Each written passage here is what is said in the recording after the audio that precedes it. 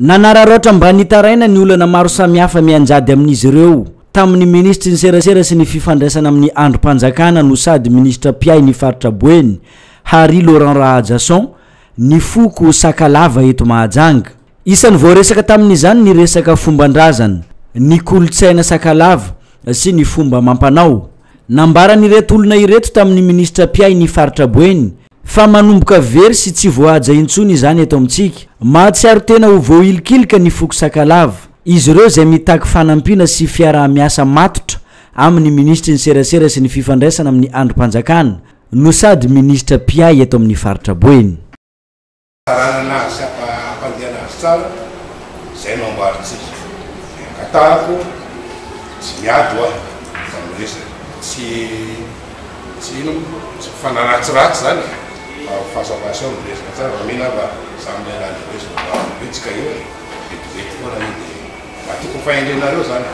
Ny hainy ireo foko Sakalava ireo teto ny ministra Harry Laurent Rahajasson ary nampanantena fa hanao tatitra any amin'ny tompon'andraikitra. Izay raha teo no andraikitra goavana napetraky ny filoham-pirenena malagasy Hery Rajaonarimampianina aminy.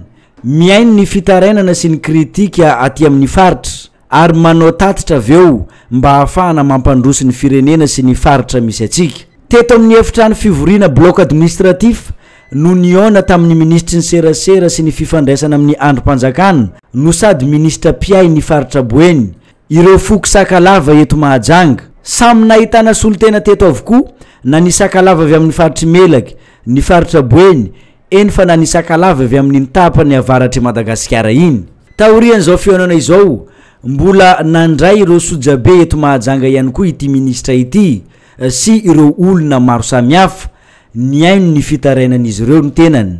Mbola samy teny amin'ny efitrano fivoriana bloc administratif ihany no nanatanterahana an'izay rehetra izay tamin'ny andro ny sabotsy fa 17 ny volana Mey.